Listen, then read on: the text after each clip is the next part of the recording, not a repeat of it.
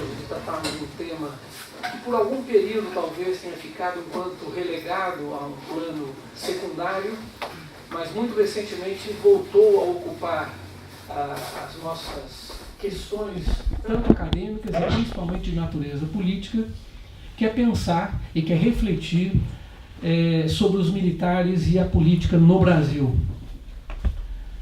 Talvez há não muitos anos atrás esse tipo de debate ficasse, quem sabe para alguns, um tanto quanto deslocado. Agora ele está precisamente, ele vem em um momento bastante oportuno, do ponto de vista mais amplo, mais geral. Então, eu penso que é uma oportunidade extremamente importante nós conversarmos e refletirmos acerca dessas questões. Esse é o foco, uma discussão, um debate desse tipo de brincação entre militares e a política no Brasil. Para isso, nós temos dois convidados e que também, além de convidados que vão expor, são autores, um deles organizador, inclusive, deste livro, e que está disponível aqui ao lado.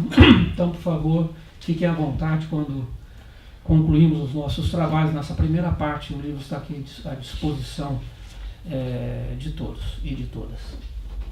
Os nossos expositores, eu vou iniciar pelo Suede Castro Lima, que veio mais distante, veio de Fortaleza, é engenheiro civil, é coronel aviador reformado da Força Aérea Brasileira, compôs o Núcleo de Estudos Estratégicos da Universidade Federal Fluminense de 92 a 1993 e é membro fundador do Observatório das Nacionalidades vinculado à Universidade Estadual do Ceará. Eu vou me permitir fazer um comentário adicional, além desse breve currículo, que não corresponde à estatura do Suede Castro Lima. O Suede teve uma participação, tem tido ser uma participação extremamente ativa na Associação Brasileira de Estudos de Defesa e há alguns anos, inclusive, organizou um dos nossos encontros nacionais lá naquela bela cidade. E aqui, nesse caso, à minha direita, o professor Paulo Cunha. É uma posição ideológica. À minha direita, a de vocês não. É uma questão mesmo de referência. O professor Paulo Cunha é autor de Um Olhar à Esquerda, a utopia tenentista na construção do pensamento marxista de Nelson Werneck Sodré, em conjunto com Fátima Cabral, Entre o Sabre e a Pena, também Nelson Werneck Sodré, com 2 já edições, e Militares e Militância, uma relação dialeticamente conflituosa. Ambos são pesquisadores reconhecidos no país e fora também da nossa esfera doméstica pelo conhecimento do tema sobre militares.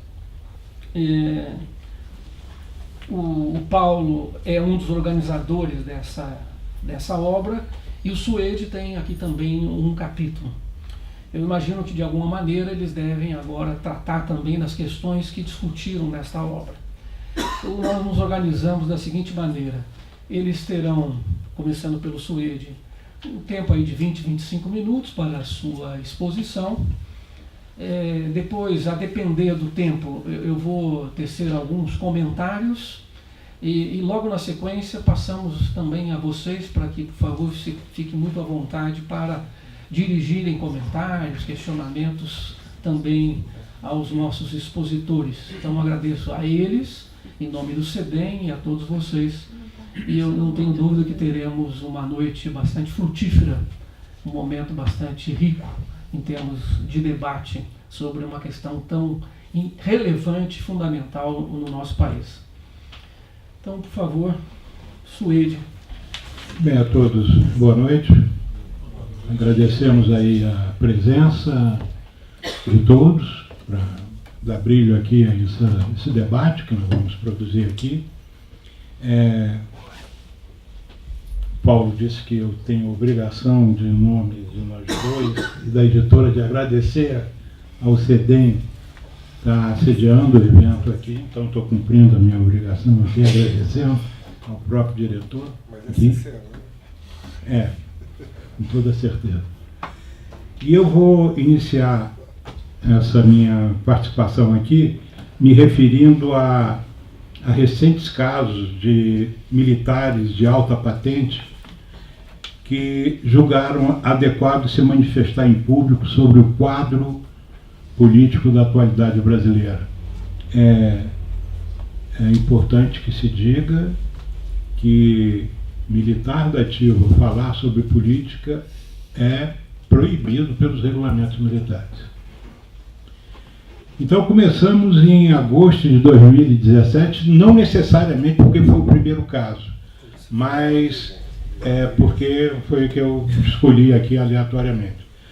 Mas em agosto de 2017, um general de 4 estrelas, comandante militar do Sul, e essas coisas tendem a acontecer sempre lá pelo Sul, Samuel é gaúcho, eu sou gaúcho também, embora moro em Fortaleza, mas um general de nome Edson Leal Pujol resolveu opinar sobre conjuntura política em palestra na Associação Comercial de Porto Alegre. Muito embora esse comportamento, reitero, seja vedado pelos regulamentos, pelos quais regulamentos cabe ao general zelar. Então, ele declarou sua insatisfação com os rumos do país e estimulou a população a se manifestar contra tal situação. Informou à audiência que, após deposição da presidente Dilma Rousseff, o PT, Partido dos Trabalhadores, teria feito uma autocrítica e admitido como pecados de sua experiência no poder o fato de não ter dominado totalmente a imprensa. Essa é a expressão usada pelo general. Não ter alterado os currículos das escolas militares e não ter promovido oficiais simpatizantes com a posição do partido. A afirmação é falsa, não totalmente, mas eu acho que no principal ela é falsa. Esse documento que o general Pujol cita, ou se refere, fala de deliberações bastante diferentes. Ele versa sobre a conclusão que a cúpula do PT chegou da necessidade de democratizar os meios de comunicação, de que nós estamos cada vez mais, que cada vez mais fica evidente realmente da necessidade que esses meios de comunicação sejam democratizados.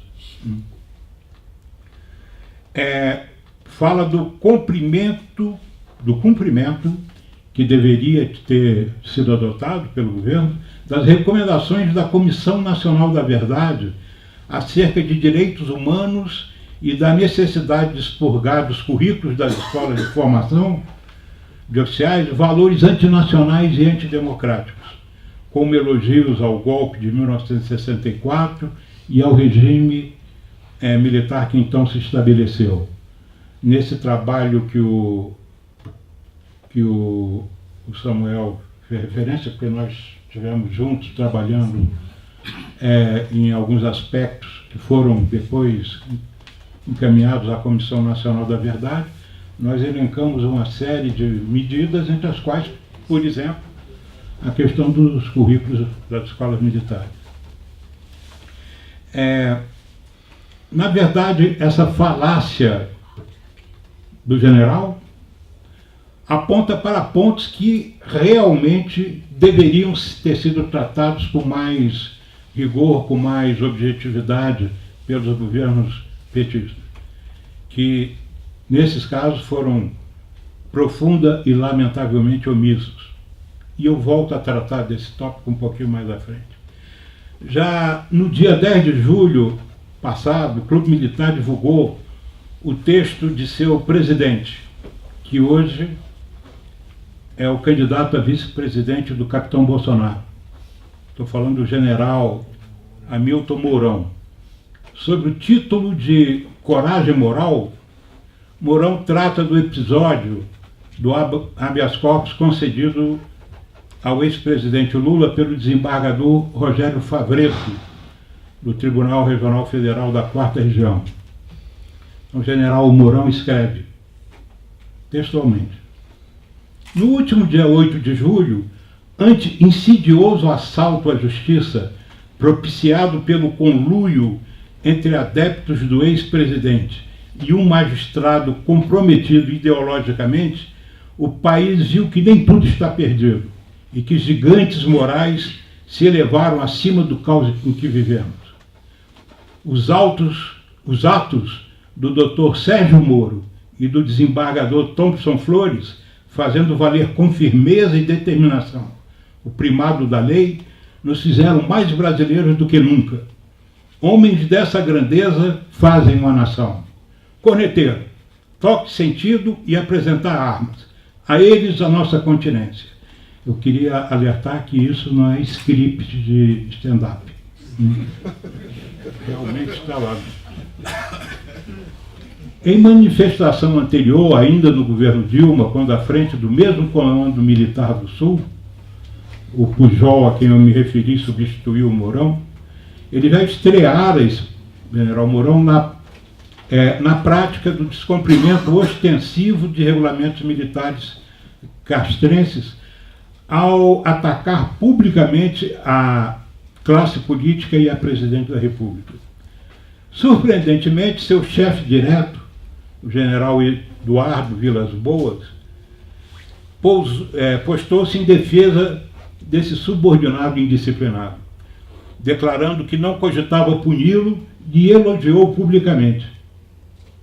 Aspas para o general Vilas Boas. O Mourão é um grande soldado, uma figura fantástica, um gauchão. Mais recentemente, o gauchão brindou-nos com uma análise sociológica sobre o povo brasileiro, que deve ser do conhecimento de quase todos, que, segundo ele, esse povo seria composto pela indolência dos indígenas, a malandragem dos africanos e a busca de privilégio pelos ibéricos. Como se vê, Mourão não deixou nada de bom para nós, o povo brasileiro. Sob Vilas Boas, o comandante do Exército, há um insólito registro de ter constrangido o Supremo Tribunal Federal no sentido que fosse negado o pedido de habeas corpus preventivo ao ex-presidente Lula contra a condenação no caso do triplex do Guarujá, e pressionado para que não fosse revertida a decisão a favor da prisão de segunda instância. No dia 3 de abril de 2018, quando o tema seria tratado em sessão solene, Vilas Boas utilizou-se de rede social para declarar que o Exército compartilhava a indignação dos cidadãos de bem contra a impunidade existente no país e mantinha-se atento para cumprir sua missão institucional. Sua manifestação era uma pressão indevida e ostensiva sobre as instituições brasileiras, mas recebeu entusiástica acolhida pelo principal telejornal da TV Globo. Mas também recebeu o repúdio de diversos parlamentares. Vou citar dois deles: Chico Alencar, do PSOL, que declarou oportunamente: numa democracia, comandante militar não manda recado para nenhum poder da República, a não ser que se trate de uma República das Bananas. Enquanto isso, também o governador do Maranhão e juiz federal, Flávio Dino, alertava: no Estado de Direito, cada um tem o seu papel institucional. Ao comandante do Exército não cabe interpretar a Constituição, nem dizer o que é impunidade. Para isso existem os três poderes, especialmente o Supremo Tribunal Federal. Já temos também o general Sérgio Ettigoin, descendente de uma estirpe de oficiais golpistas, com histórico de envolvimento na criação de centros de tortura ao longo da ditadura militar. Então, esse general, na ocasião da conclusão, não me lembro se foi a conclusão dos trabalhos ou caminhando para a conclusão, ele insurgiu-se contra a Comissão Nacional da Verdade, atacando suas conclusões, que apontavam o pai desse Etchgoin, o general Léo Guedes Etchgoin, como responsável por violações dos direitos humanos. O nível do espírito democrático desse jovem Etchgoin, o mais jovem, não sei se a estirpe continuou depois do atual, voltou a se revelar quando, cabe nos lembrar, que se tornou o primeiro general da ativa a aderir ao golpe de 2016, vindo rapidamente a formar como figura de destaque de poder o infame gabinete montado por Michel Temer. Na aeronáutica, seu atual comandante, tenente brigadeiro Rossato, recorreu recentemente à imprensa para expressar sua posição favorável às aberturas da Embraer à Boeing e da base de Alcântara ao governo dos Estados Unidos. No caso da Embraer, a frouxa, para não dizer entreguista, reação de Rossato se torna mais evidente quando comparada à postura do tenente brigadeiro Walter Werner Brauer, também comandante da aeronáutica, mas em setembro de 1999, quando do primeiro assédio de um gigantesco conglomerado de empresas francesas ligadas à atividade aeronáutica contra a nossa indústria bravamente montada por grandes brasileiros em São José dos Campos. As manobras se deram durante o governo do então presidente Fernando Henrique Cardoso, quando o ministro da Defesa era Elcio Álvares, político capixaba, posteriormente obrigado a deixar o cargo sob denúncia de corrupção, inclusive envolvendo ligações com crime organizado no estado do Espírito Santo.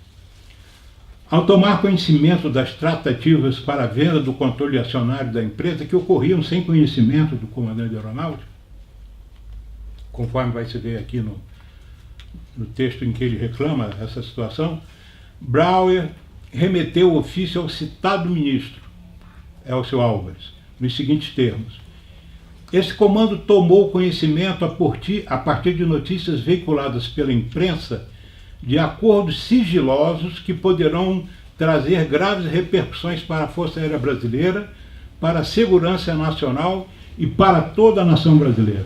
Tais acordos foram assinados recentemente pelo principal acionista controlador da Embraer. Tinha um grupo de acionistas na Embraer, como tem atualmente, mas com total desconhecimento do Conselho de Administração da empresa e da aeronáutica.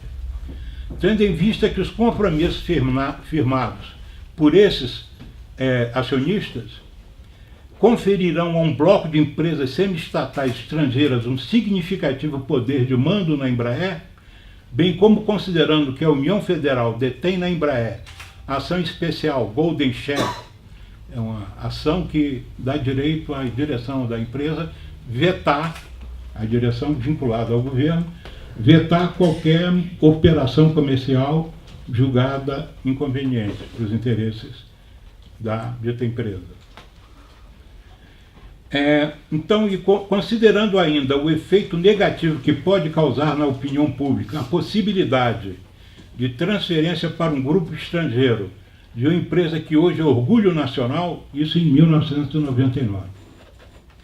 Submeto o assunto ao conhecimento de Vossa Excelência para que seja sustado o prosseguimento das ações em curso para uma melhor avaliação dos benefícios e dos efeitos adversos para o país e do negócio em tela. Diante do exposto, prossegue Brauer, solicito a interveniência de Vossa Excelência e do Excelentíssimo Senhor Presidente da República para que seja frustrada essa lesiva operação de venda para estrangeiros de substancial parte do controle acionário da nossa única empresa do setor aeroespacial, de grande importância estratégica para o país. Pelo sim, pelo não, o presidente Fernando Henrique julgou prudente recuar no processo de venda. Não avançou. Verificam-se no episódio duas reações opostas de detentores da mesma função no espaço de quase 20 anos. Uma delas, marcada por uma visão profundamente nacionalista, desse comandante Brauer, associada à coragem de enfrentar um governo interiguista.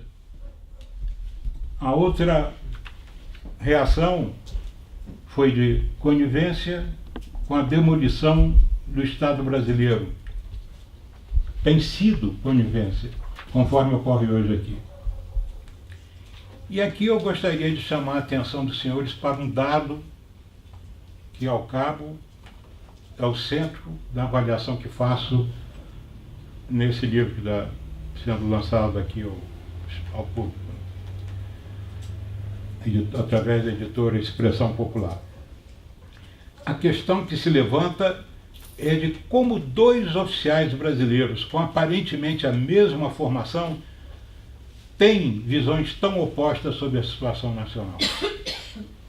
Registre-se que Brauer ingressou na Força Aérea através da Escola Preparatória de Cadetes do Ar, no início da década de 1950, no auge dos embates entre nacionalistas e entreguistas, enquanto Rossato entrou pela mesma escola no início da década de 1970, talvez no período mais negro da ditadura.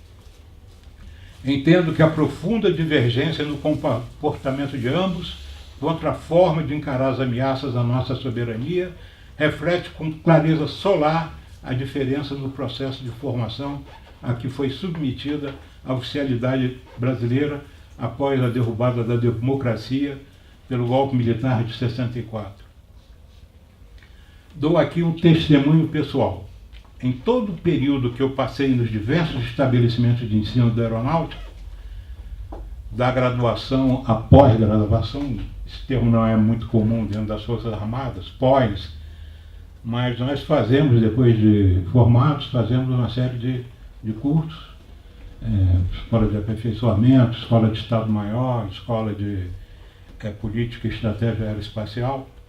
Nesse período todo, que dá um total de 9 anos em bancos escolares, pelo menos na Força Aérea assim, jamais ouvi menção ao envolvimento de militares na histórica batalha pela criação da Petrobras. Quando é bem conhecido, se enfrentaram grupos radicalmente opostos. Os nacionalistas, liderados pelos generais Estilac Leal e Horta Barbosa, que pugnavam pela defesa do petróleo brasileiro, e dos entreguistas, então tendo à frente os generais Cordeiro de Farias e Juarez Távora, contrários à criação de uma empresa brasileira detentora do monopólio de exploração dessa riqueza que, passados quase 60 anos, continua sendo alvo de tanta cobiça. O cearense Távora defendia surpreendentemente o argumento de que o petróleo brasileiro deveria ser entregue aos trustes para ajudar na defesa do Ocidente contra a ameaça comunista. Também nessa mesma época houve confronto entre os que se dispunham a aceitar pressões norte-americanas no sentido de que o Brasil enviasse tropas para lutar ao lado dos Yankees na Guerra da Coreia. Houve sérios embates, como o de novembro de 1955, que é uma das páginas que eu reputo mais bonitas da democracia brasileira, no contragolpe contra o golpe liderado pelo jornalista Carlos Lacerda, que tentava impedir a posse do presidente então eleito Juscelino Kubitschek. O general Lott, nacionalista, interveio e botou os golpistas para correr, se bem que a expressão mais correta seria para navegar. Entraram todos no navio, os ratos normalmente fogem do navio em situação difícil. Esses entraram no navio, cruzador Tamandaré, e saíram navegando. Antes disso, os militares haviam influído em diversas questões nacionais, como na própria proclamação da República, no movimento tenentista, ao longo das décadas 30 e 40, na Guerra dos Canudos, no Contestado. É uma enorme atividade normalmente, via de regra, quer dizer, voltada para o bem do país. Nada disso jamais foi tratado ao longo dos cursos na Academia da Força Aérea, como eu já me referi. Hoje em dia, a experiência que tenho com manifestações pelas redes sociais dos meus colegas de turma aponta para a identidade quase unânime do pensamento sobre a tragédia que avassala o país, através de posturas caracterizadas pelo profundo reacionarismo e agressiva divergência com aqueles que se mostram com visão diferente sobre o processo que ora se transcorre. Tudo isso temperado com uma colossal ignorância política. É claro que esse processo não resultou de casualidade. Eu já estou encerrando. A historiadora francesa Maud Thiriot, não sei nem se a pronúncia está correta,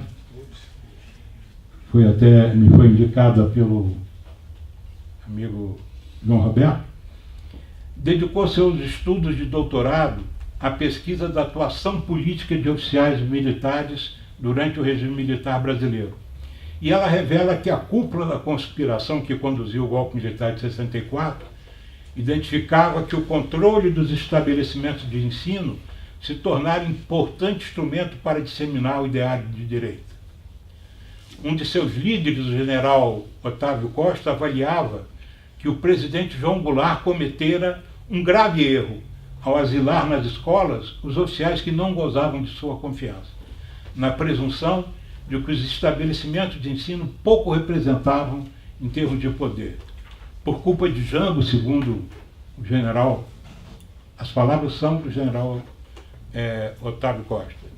Por culpa de Jango, as escolas ficaram abarrotadas dos melhores valores militares, mais uma vez, SIC, melhores valores militares, como jamais acontecera. Enfim, no meu entendimento, é possível chegar a 3 conclusões principais. Que a mentalidade dos militares hoje em dia é fruto de um trabalho adredemente desenvolvido para torná-los incapazes de avaliar o processo antinacional que se desenvolve hoje no país. Que, lamentavelmente, os governos ditos progressistas que comandaram o país nos últimos anos nada fizeram para alterar essa condição. Talvez avaliando que, assim agindo, o reacionarismo implantado durante décadas nos estabelecimentos de ensino jamais se voltaria contra eles. E que os Vilas Boas, Mourões, Pujóis, Etigões, Rossatos, aqui referidos, tiveram todas as suas promoções ao generalato durante tais governos. Da 2ª estrela, que é a primeira do general, até a 4ª estrela, que é a última, todas foram feitas ao longo dos governos petistas. De certa forma, ocorreu com os generais o que tem ocorrido, tem se verificado também com os ministros do Supremo. Essa é a parte da análise que desenvolvo no livro, que ora trazemos, é parte dessa análise, para os conhecimentos de todos. Sinto-me lisonjeado pelas ilustres companhias de que desfruto nessa obra, entre elas do meu amigo direto, professor Paulo Cunha. Bem, muito obrigado.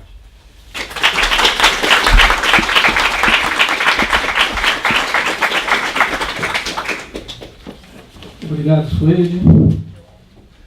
Passo a palavra então ao Paulo, por favor. Boa noite a todos. Também quero agradecer o convite, a Genira, a Jaci, pelo empenho na organização desse evento, né? A presença de todos. Registrar também o prazer de estar aqui com alguns amigos, como o do Paz, um policial que luta pela democratização da PM, meu querido mestre Lúcio Flávio, muito me honra com a presença, tem um belíssimo trabalho sobre o nacionalismo no país, né? E os demais, alguns amigos de longa data. Suede trouxe várias questões, né, que fez simplesmente eu reavaliar o que eu iria falar ou não, né? O que é muito bom enquanto debate, enquanto exposição. E questões que são para nós pensarmos, uma problemática que não está definida. Né? seja quanto os aspectos de alguns militares citados, que em alguns momentos foram até muito referenciados pela própria academia. Basta lembrar o próprio general Etchegói, que ele era muito até visto como alguém de um campo democrático, né, republicano, e que, na verdade, depois foi muito mais fiel às suas origens do que a democracia. Mas também de outros militares que estão atuando e que acho que merecem depois uma certa atenção de como vamos pensar essa participação, essa presença, né, num momento que, com os avanços e recuos, pelo menos podemos sinalizar que temos uma democracia com algum grau de institucionalidade, tá?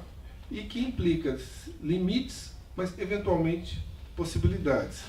Mas eu parto do princípio, nesse texto, e de muitas questões que eu tenho falado, que pensar os militares na política ou fora da política, para mim, é uma falsa questão. Historicamente, eles sempre estiveram na política, estiveram envolvidos na política ou foram envolvidos na política. Segundo ponto, também não me chama a atenção como algo novo, dizer que é uma instituição conservadora. Eu desafio alguém aqui me dizer qual é a instituição nesse país que estamos ainda, né, saindo das consequências da escravidão, de uma sociedade que não é conservadora e hierarquizada ao extremo. Então veja bem, para mim não é essa a questão. Nós temos que enfrentá-la e talvez trazer à luz, especialmente a partir das patetices postas para os nossos candidatos militares atuais, mostrar justamente um lado positivo, que é eles exporem em público e virem a público debater suas ideias, se é que as têm, alguns deles pelo menos, né? E, ao mesmo tempo, como disso nós podemos somar numa reflexão enquanto serem reconhecidos como atores políticos com algum grau de legitimidade ao expor as suas ideias, e qual é a possibilidade sem que isso signifique um risco às próprias instituições.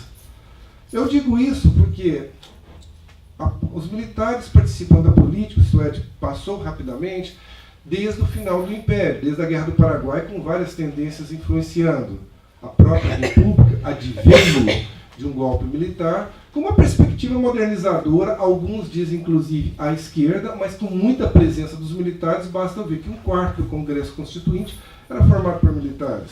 Mas naquele momento você já tinha, e talvez eu vou centrar um pouco nessa linha de exposição, vários movimentos militares que expressavam um campo conservador, ou muitas vezes influenciados por ideias que na Europa refletiam arcabouço teórico conservador como no Brasil, e aqui foram vistos como progressistas. O próprio positivismo em si pode ser visto nessa possibilidade na medida que implicava o reconhecimento de uma cidadania numa sociedade escravocrata, o que não é pouco ainda hoje. Mas naquele momento você também já tinham influências de esquerda, de pensamento socialista, alguns partidos socialistas, inclusive, advogando a tese da presença dos militares na política, e o próprio Euclides da Cunha, ao final da vida, segundo Leandro Conder, foi o maior conhecedor do marxismo e fundador de um partido socialista. Claro que dali foram muitas as revoltas militares, e nós sempre associamos os militares, né, no campo de uma intervenção contra, né, as instituições e contra o povo, o que não é verdade. Você teve muitas manifestações ao longo da história que também refletiram nos processos das anistias brasileiras, dos quais nós tivemos 48. Eu gosto muito de citar 2 exemplos. A Revolta da Chibata, né, que foi um movimento que, inclusive, teve uma certa presença de esquerda, já na medida que os próprios marinheiros se formaram na Inglaterra. E eu costumo dizer que a anistia dos marinheiros, ela teve um componente que vai perdurar ao longo das demais. Ela foi socialmente limitada. Na verdade, todas as anistias dos praças ao longo da história tiveram esse componente. E nunca foram vistos como movimentos políticos, e sempre vistos como quebras de hierarquia. Posteriormente, você teve outras revoltas, o próprio movimento tenentista, E aí vem ao encontro uma problemática que o Suede levantou. Você teve no movimento tenentista, seja expressões de esquerda e à esquerda significativas, mas curiosamente pessoas do campo conservador que participaram daquilo que foi uma das mais belas movimentos da história do Brasil, que até hoje não é estudado nas escolas militares brasileiras e nem da Polícia Militar de São Paulo, né, que é a Coluna Prestes, Miguel Costa. Mas dali saíram também Cordeiro de Farias, então, também Juarez Távoras, João Alberto, entre outros. Veja, não é algo tão sintomático em si, mas é impressionante como essa escola de pensamento, mesmo a escola militar. E ao longo do tempo, os militares continuaram atuando na política, já depois de um tempo, com influências comunistas, mas também integralistas e muitas vezes também por razões corporativas. Um dado pouco conhecido, que nos anos 30 a 32, nós tivemos mais de 94 rebeliões militares no Brasil. Isso é pouco estudado, por essas influências. E em 35 tivemos um movimento que marcou a história dos militares, em especial dos militares brasileiros, né, que foi o movimento revolucionário de 35. Embora precedido num determinado momento por um componente que nós temos que levar em conta, a doutrina do Góes Monteiro, que estabelecia naquele momento, devido a esse passivo que eu estou panoramicamente falando, que a política, deveria se acabar com a política no exército e realizar a política do exército, e que significava, em última instância, que a política seria expressão somente dos oficiais de alta hierarquia. Claro que isso não reconhecia o direito legítimo dos praças e oficiais de baixa patente. Mas em 35, a rebelião de 35, o movimento de 35, é interessante que em 38 nós tivemos a tentativa de golpe integralista. E o componente seguinte que eu falo das anistias posteriores é que elas passaram a ser ideologicamente norteadas. Por quê? Porque todos os militares de direita no Brasil que atentaram contra a democracia, contra as instituições, foram reintegrados, reincorporados e anistiados, e não os de esquerda. Por isso que não me surpreende esse número maior de militares de alta patente, né, vindo a público e se manifestando. O que não se fala na imprensa é dezenas de oficiais das polícias, enfim, que também estão sendo candidatos por outros partidos, hoje. Pós-35, nós tivemos, na pré-Segunda Guerra Mundial, também experiências muito interessantes. Eu, particularmente, vejo a FEB como também uma escola de cultura, de política, além de ser uma divisão de combate, que foi muito importante no pós-45. E no pós-45, nós tivemos dezenas de movimentos militares acontecendo. Nos anos 50, um de muito significativo, que nesse momento os sargentos e marinheiros entraram como atores decisivos na história, na campanha do Petróleo é Nosso.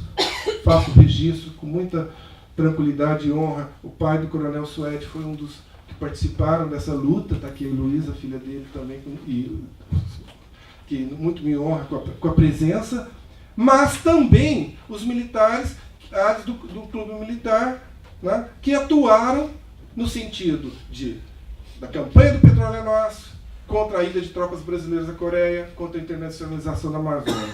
Algo que nós temos que estudar e entender é que naquele período mais de 1.000 militares foram punidos, alguns barbaramente torturados. Isso até hoje não foi visto. E é isso que nós temos que ver e aprender de como uma democracia lida com esses movimentos, inclusive porque na Constituição abria possibilidades, claro, a partir da cabeça de interpretação de um juiz, e isso ficaria muito presente nos anos 60, quando muitos sargentos foram disputar eleições, alguns tiveram suas candidaturas deferidas, outras não, sob o mesmo argumento. Mas como essa participação pode ser operacionalizada no Estado Democrático de Direito? O que eu quero somente registrar aqui, e na Comissão Nacional da Verdade, do qual nós participamos, nós não tivemos acesso aos dados dos anos 50, mas foram mais de 1.000 militares. E em algumas situações, algumas unidades da Força Aérea eram até tidas como campos de concentração, né, de tal grau de tortura que foi realizado, e há denúncias, inclusive, com assessores americanos. É interessante isso, né? Isso aparentemente foi apagado. Mas naquele momento, eu costumo dizer, o campo que eu chamo de esquerda militar, que não é necessariamente de esquerda, né? Mas eram militares constitucionalistas, democráticos, socialistas e comunistas, atuaram fundamentalmente em defesa da legalidade democrática. Talvez o único golpe de fato que aconteceu ali antes de 64 foi o que ele citou, que foi justamente um golpe para assegurar a posse de Juscelino Kubitschek. Mas atuaram no Clube Militar, atuaram na Revolta de Jacareacanga, na Revolta de Aragaço, em 1961 e em 1964. É sempre bom lembrar que em 1964, e a literatura bem mostra isso hoje, a correta nominação é golpe civil-militar. Tá? Muito se associou ao golpe militar, revoluções, algumas terminologias superadas, mas hoje já há um certo consenso.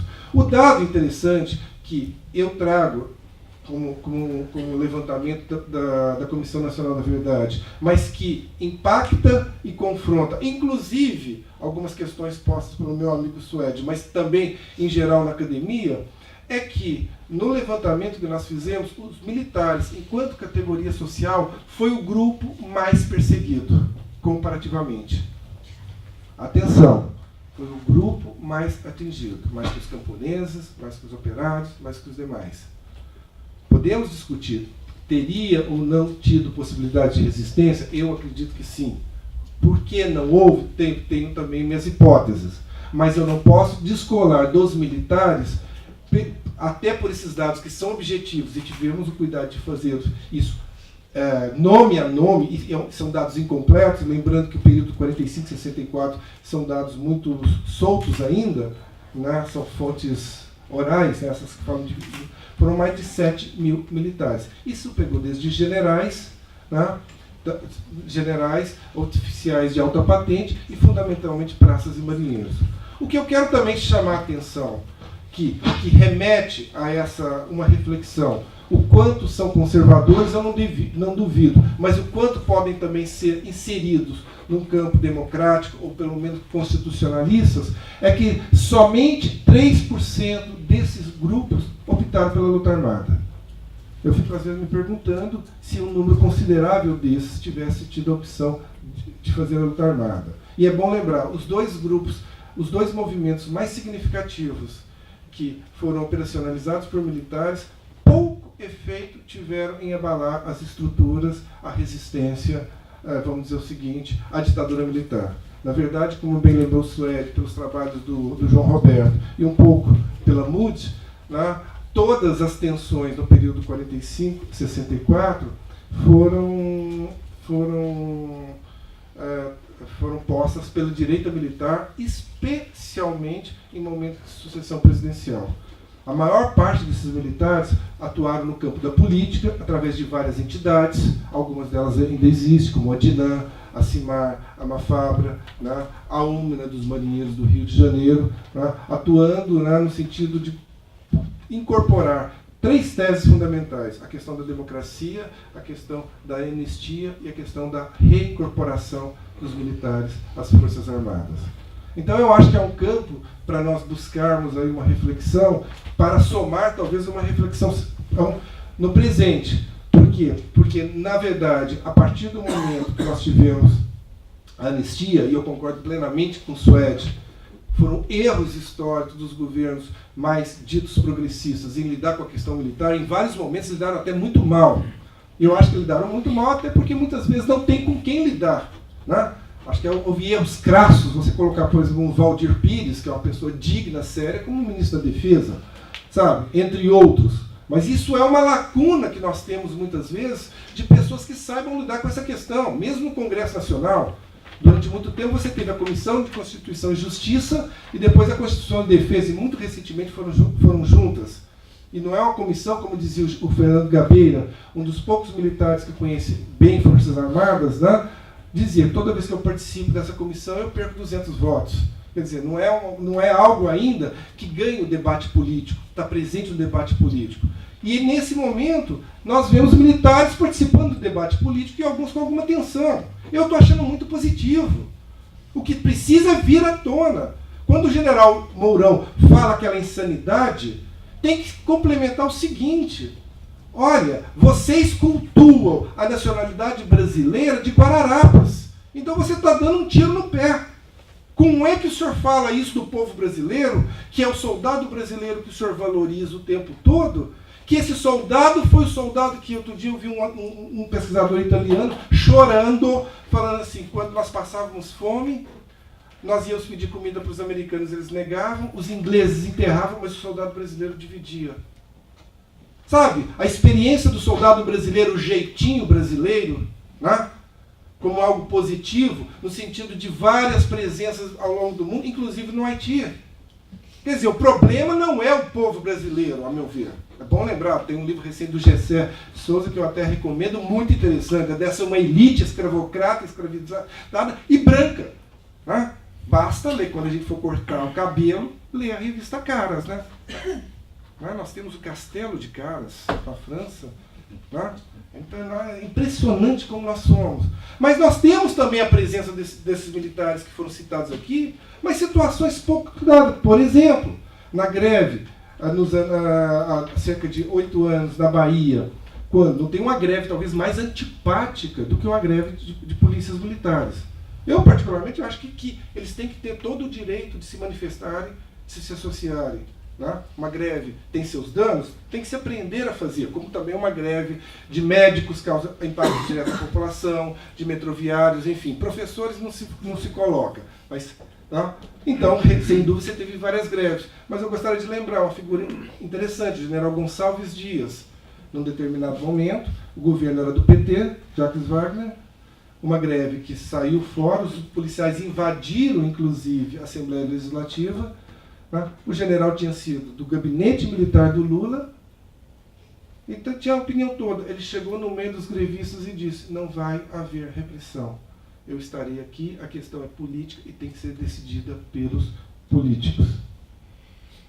Ali ele desanuviou a tensão e, claro, não foi promovido e depois foi passado para a reserva. Então nós temos que aprender outras formas de lidar, até porque é uma realidade social. De 1988, nós tivemos mais de 300 greves de PMs no Brasil, por exemplo.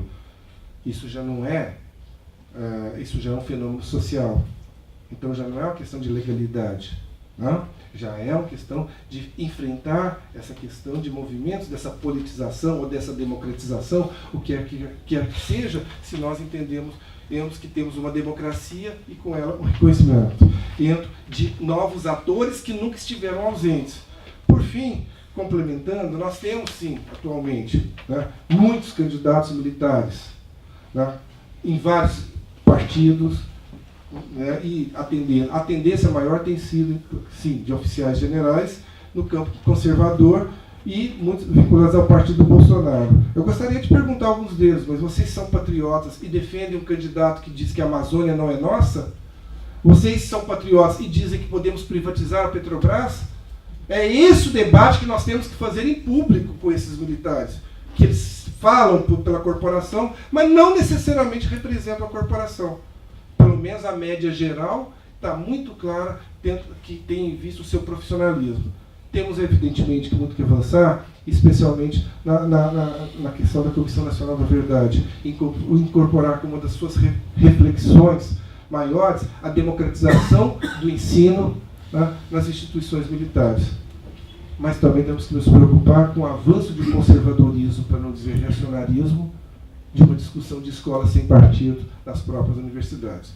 Eu acho que essa é a problemática nossa para se pensar um projeto de nação. Muito obrigado.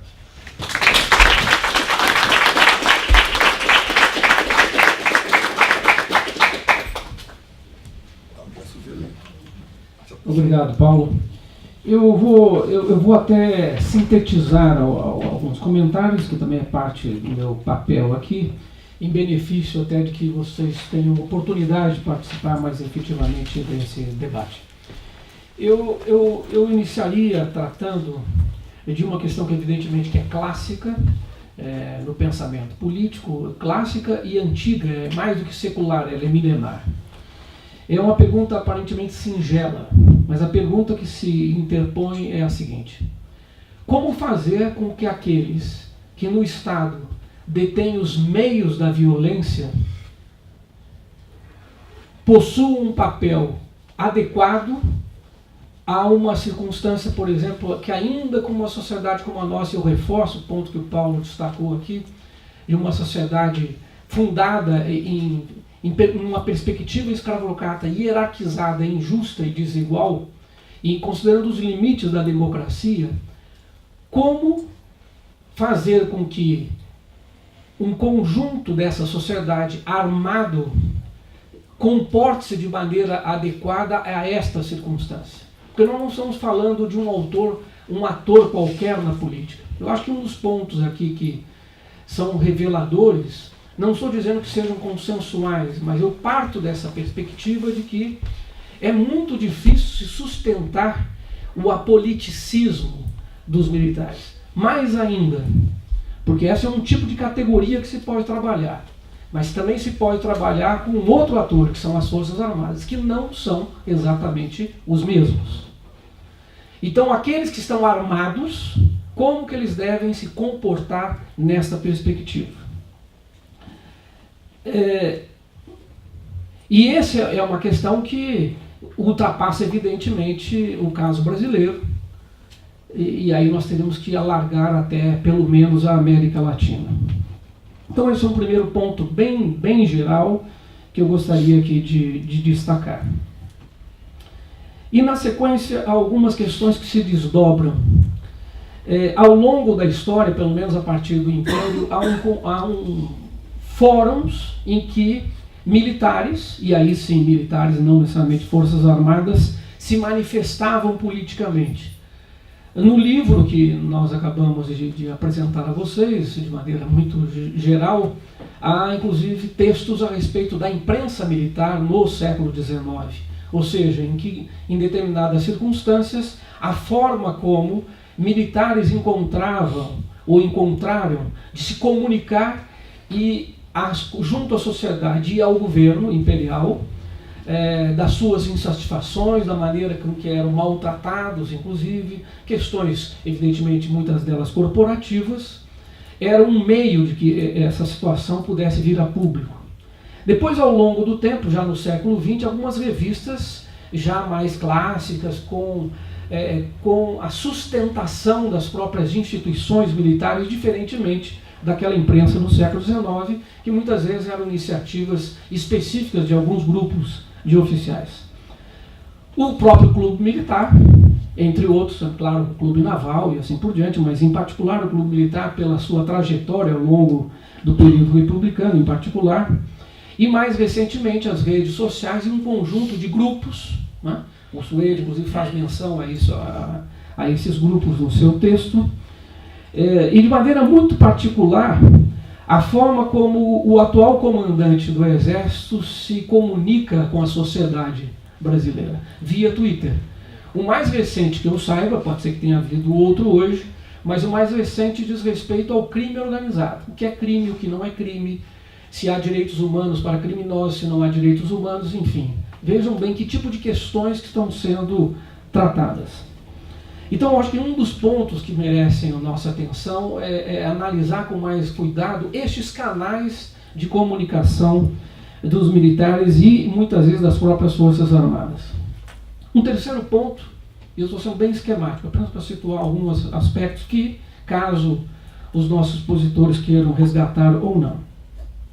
Essa nós podemos falar hoje, porque está retomando uma questão que não era inusual no século XIX, nem no início do século XX, nem ao longo do período até 64, se podemos falar em parlamentares militares ou militares parlamentares. Somente no estado de São Paulo, o levantamento aí que foi realizado por esses dias, dá conta de 85 candidatos militares. Agora não estou me referindo necessariamente das Forças Armadas. De vários partidos, mas o Paulo já destacou fundamentalmente aqueles de perfil mais conservador, até mesmo reacionários. Então essa é uma outra questão, ou seja, aparece haver novamente um movimento muito bem organizado para ocupar uma posição em várias instâncias de deliberação e de poder. Outros são candidatos, inclusive, a cargos majoritários e não exclusivamente proporcionais. Um outro ponto e aí remete a uma questão que eu apresentaria mais à frente, mas penso que vale a pena situar agora. Nós três participamos, junto com o nosso colega João Roberto Martins Filho, como assessores da Comissão Nacional da Verdade, e um dos pontos, e que o Suede já fez referência, é a questão nevrálgica, essencial, fundamental de trabalhar na questão da educação militar. Obviamente essas proposições foram em algum momento deixadas de lado, porque não era o caso de reaver o papel, inclusive para alguns da Comissão Nacional da Verdade, não era de ir além da anistia, mas se circunscrever aos seus limites claramente estabelecidos lá em 1979. Mas a questão da educação talvez é importante, além do aspecto mais geral, é que, quem sabe, em parte do que esteja acontecendo hoje com esse tipo de manifestação, a quais eu deploro veementemente que um comandante de uma força armada dotada de poder da violência do Estado se manifeste dessa forma. Deploro, acho isso absolutamente fora de cogitação. Mas a Academia Militar das Agulhas Negras e as academias militares, ou seja, a Academia da Força Aérea e a Escola Naval, promovem regularmente, já há alguns anos, um congresso para graduação. Estudantes nossos da Unesp, do Grupo de Estudos de Defesa e Segurança Internacional, participam desses eventos regularmente. O ano passado aconteceu na Academia Militar do Exército, em Resende. E eu tive a curiosidade de verificar que tipo de texto que havia sido produzido pelos participantes, todos eles estudantes de graduação. E me deparei com um texto de cadetes da AMAN, referente à cooperação em defesa na América do Sul. Me chamou muita atenção que esse tema fosse motivo de uma pesquisa e de uma exposição desses cadetes. Ia bem, sem entrar no mérito da qualidade do trabalho, ele fazia apresentava de uma maneira mais descritiva o que vinha acontecendo a partir da Unasul, em particular. Há um momento, e aí ao final, que há um elogio, inclusive, à possibilidade da cooperação em defesa regional, desde que não estivesse a reboque do Fórum de São Paulo. Não se falou em Ursal naquele momento. Não estavam nesse debate. Agora vejam, cadetes que o ano passado estavam no 4º ano, eram 4 cadetes, autores do trabalho, orientados por um oficial, repercutindo a questão do Fórum de São Paulo, por ser uma ideologia de esquerda, por representar o comunismo.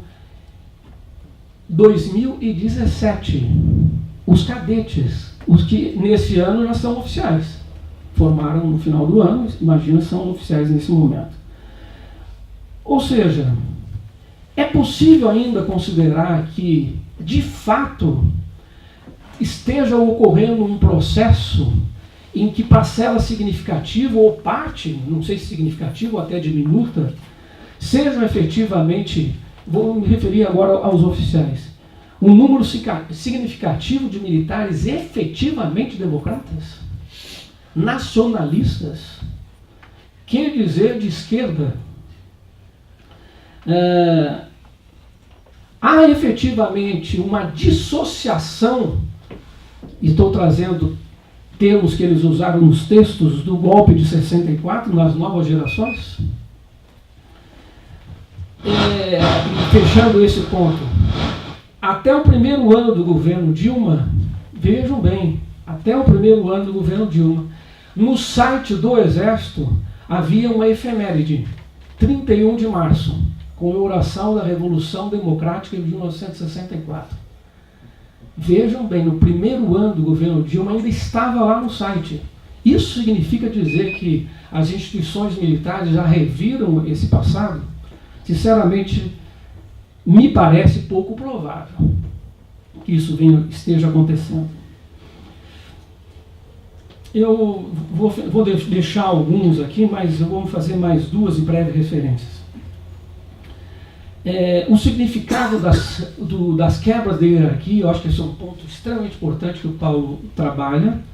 o significado disso e em que medida essa quebra é empregada para esses filtros que ocorrem quando praças, sargentos, marinheiros buscam muitas vezes uma pauta mais específica da sua própria condição profissional, ou se vai além de questões que poderíamos chamar aqui, o termo não é o melhor deles, porque são questões de democratização da sua própria condição de vida, né? De direitos, portanto. Mas se vão para além disso, e se há projetos de mais amplitude do ponto de vista político, nessa questão da quebra da hierarquia. E o último ponto, na verdade penúltimo, e são breves. As Forças Armadas trabalham com uma característica muito importante, que é a capacidade de previsão e de antecipação. O ano passado houve uma grande surpresa no mundo acadêmico. As ciências militares foram consideradas como área do conhecimento. Uma questão que ficou inteiramente à parte do mundo acadêmico brasileiro. E o CNPq, fundado inclusive por um militar, definiu esse campo. Por que eu estou fazendo essa referência? Porque as Forças Armadas estão ocupando, agora são Forças Armadas, não são militares. Estão ocupando vários espaços que eram então das universidades. Não é uma questão de não terem esse direito, não é esse o ponto. Mas é questão de fazerem isso a partir de um conjunto de interesses muito específicos e não necessariamente mais abrangentes. E por fim, acho que vale a pena nós conversarmos sempre e frequentemente sobre o papel da potência hegemônica ao norte. Não é uma questão apenas de financiamento de golpes de Estado. É uma questão mesmo de uma exportação e, portanto, de uma importação que vem num conjunto, por exemplo, de questões como importar tecnologia e junto desse pacote, desse kit, há um conjunto de doutrinas. Fiquemos atentos a um movimento que se inicia fundamentalmente, mas não exclusivamente, se amplia nos governos do PT, que é o emprego das Forças Armadas no âmbito interno. Isso começa mais ainda em 2010, no governo Lula, vai se ampliando cada vez mais. Esse cordão, ele vai desde o interior, ou se quiserem assim, desde uma costa até a fronteira terrestre, com grandes operações militares. E agora, fiquemos atentos, começa a atuação das Forças Armadas na questão migratória brasileira. Essa é uma questão nova. Há muito tempo tratávamos isso como novas ameaças, e o emprego das Forças Armadas frente a essas chamadas novas ameaças. Narcotráfico, tráfico de armas, tráfico de seres humanos. Essa não é uma questão de defesa, essa é uma questão de segurança. Se o entendimento da sociedade brasileira é que as Forças Armadas devem ser empregadas dessa forma, muito que bem. A questão que vai se ampliando essa perspectiva, essa possibilidade, e isso significa um efeito imediato na própria mentalidade militar. Porque agora o olhar sobre aquele que é fora da lei é um olhar militarizado. É um olhar daquele que é inimigo, não é apenas um fora da lei. É preciso tomar muito cuidado com essas soluções milagrosas que se resolve tudo e se combate a violência com mais violência. Muito bem, são apenas breves comentários. Eu passo a palavra a vocês, por favor. A gente poderia fazer uma rodadas breves de umas 3 questões e depois vamos fazendo até que a Genira nos impeça de permanecer nesse local. Boa noite, meu nome é Suzanei, eu sou professora do programa Santiago Dantas. E antes de eu e o Paulo sermos alunos do professor Lúcio, nós já divergíamos. Então, eu vou aqui para divergir.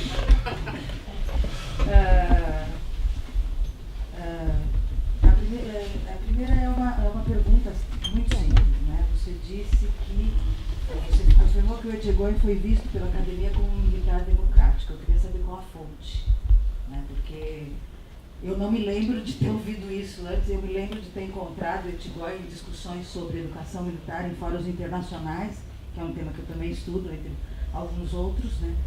E sempre falei isso publicamente, né? Que ele não representava a visão da academia. A segunda eu vou divergir, não existe consenso nenhum em chamar golpe militar, no golpe de 64 de civil militar. Porque o que significa civil? Nós vamos chamar agora o golpe de 2016 de golpe jurídico civil. O que define o civil? Quem que eram esses civis? Porque militar eu sei quem é. Agora, o civil, né? Então, e é por conta disso que eu só divirjo, é só uma divergência mesmo. E a outra divergência é uma que já apresentou o Samuel, né? Militar, eu acho que ele deve conversar com os seus amigos, deve ter um jornal, deve até se organizar. Mas daí a fazer uma manifestação pública, existe uma... Primeiro ele tinha que deixar as armas. E como é que você vai fazer greve? Os caras não deixam nem para ir para casa. Você deixa, aliás, o policial militar, você deixa a arma, ele é capaz de ser morto, né? Na hora que ele põe fora do quartel. E a questão dos pronunciamentos militares, eu acho que é isso que o Suede falou muito, e eu compartilho com ele isso. A questão é que é ilegal. Não é uma questão, isso é ilegal. A gente não pode assumir que uma ilegalidade possa ser feita na democracia. Então, se é ilegal, é ilegal. A gente pode discutir a lei. Vamos discutir a lei, então, mudar a lei. Mas enquanto não mudar a lei, é ilegal. E eu acho que o grande ponto de partida, e daí eu compartilho de novo com o Samuel, que é a questão da democracia, foi a primeira vez que teve o pronunciamento militar no governo civil do PT, e o PT aceitou a chantagem, que foi quando ele aceitou tirar o Viegas do poder. Então, eu acho que ali começou, e ali, e o fato de não fazer nada com a educação militar, continua fazendo a educação dos 3Ds, não duvidar, não divergir, não discutir. E isso acontece desde 1823. O único que se colocou contra isso foi Dom Pedro I, e ele foi voto vencido, né? Então, por isso, e eu acho que a questão da democratização no ensino militar vai ser muito complicada. O único caso que a gente viu nesse sentido, bem sucedido, foi o da Espanha, mas ainda assim a gente não sabe as consequências. A Argentina está revertendo agora, embora tenha feito uma reforma no ensino militar, também, inclusive. Né? Então, desculpa, eu só tinha uma pergunta, era só uma colocação, só para colocar que eu divirjo. Ok. Boa noite, Samuel, Paulo e os organizadores aqui. É sempre bom falar desse tema, porque quando fala de militar, eu não gosto. Eu não gosto. Normalmente já sugere violência, mas é bom a gente discutir, porque a violência acontece independente de ser partindo dos militares ou não. Mas eu gostaria de conversar alguma coisa assim com vocês. Por exemplo, militarismo. Existe polícia civil, polícia militar. Eu não sei se aqui o aspecto é só sobre militar no âmbito federal ou seria estadual também. Então eu gostaria que vocês falassem um pouquinho, vocês dois, sobre essa rixa que existe em polícia civil e polícia militar. E também existe muita gente canta nas praças que fala assim, não acabou, tem que acabar. Eu quero o fim da polícia militar. Então eu gostaria que vocês falassem sobre isso. Que diferença que tem polícia civil e polícia militar. E também, eu estava estudando aqui em São Paulo quando a Luísa Erundina ganhou. E ela pegou a Guarda Civil Metropolitana e ela fez uma Guarda Civil mais preventiva. Então, por exemplo, tinha trabalhos assim na escola, onde tinha muita violência, podia machucar a criança, então tinha uma polícia lá preventiva, nos parques, tudo.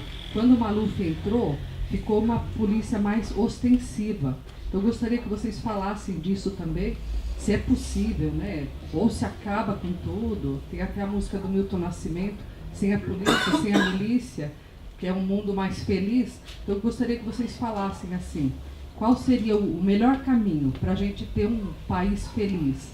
Acabar mesmo com a polícia militar, ou ter uma polícia preventiva, ou não ter nenhuma polícia. Isso é educação, resolve. É, educação. Eu penso que educação resolve muita coisa. Obrigada.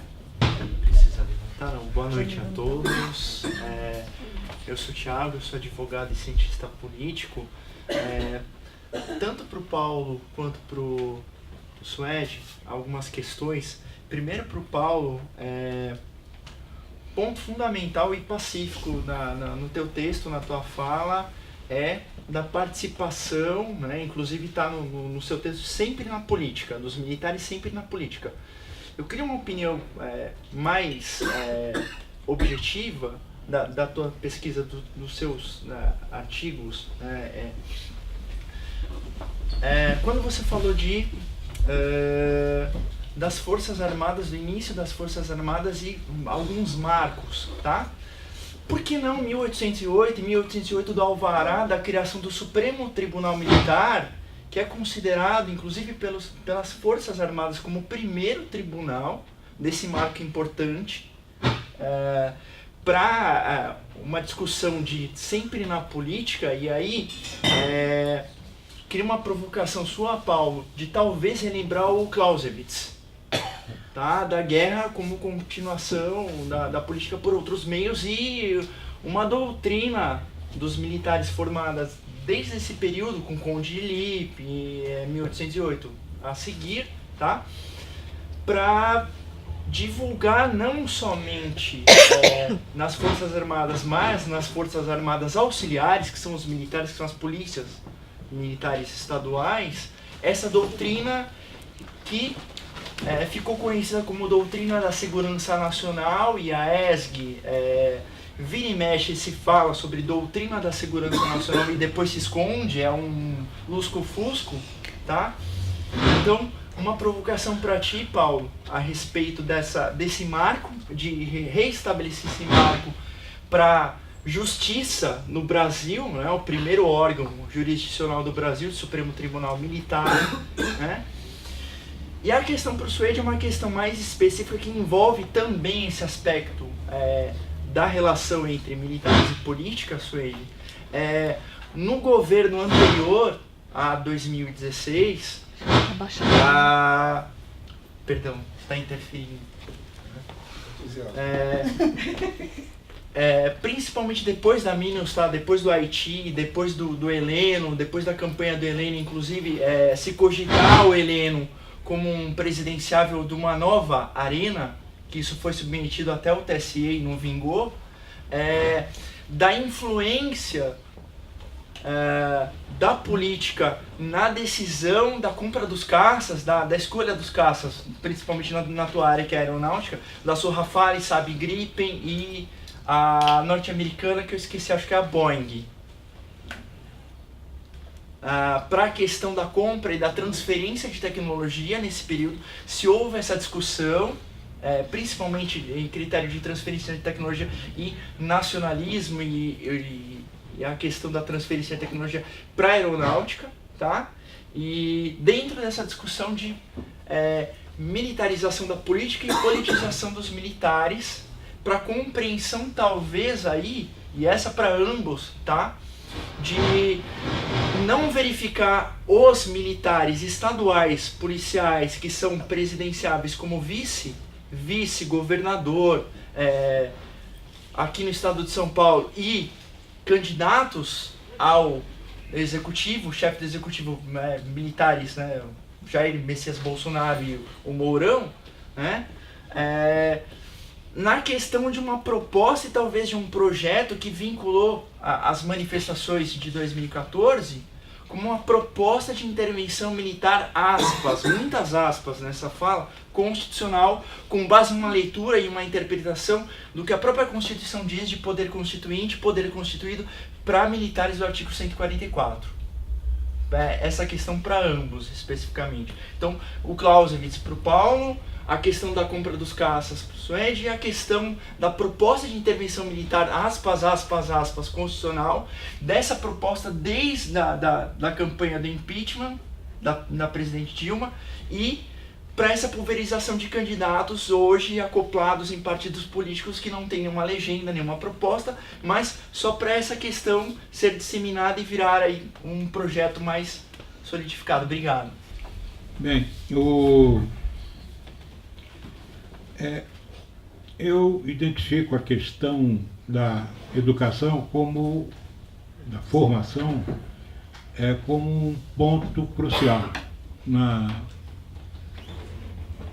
em todo o processo de democratização brasileiro, porque se você for verificar ao longo dos anos 20, 30 e 40, em que o ensino militar ele tinha uma característica que é até citado pelo, se eu não me engano, pelo general Nelson Werneck e pelo Apolônio de Carvalho, que ele tinha uma atividade intensa lá de debates militares dentro da academia, e é referido que um deles, eu não me recordo se foi o Sodré ou foi o Apolônio, que disse que ele começou a se identificar com o comunismo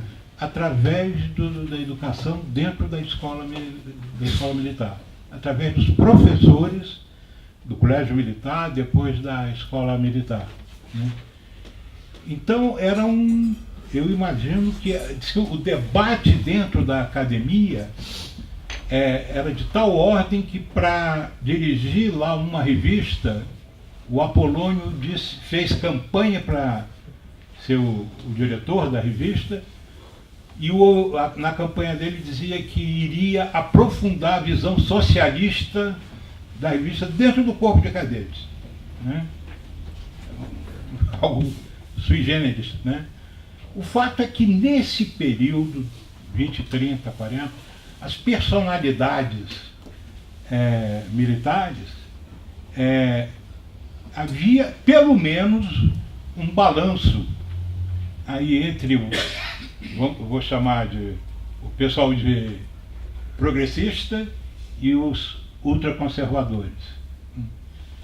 Não havia a hegemonia que eu identifico hoje em todas as expressões, nos comandos, pegar o gancho aqui nessa informação do Samuel sobre o que ele viu dos cadetes da MAN ano passado, né?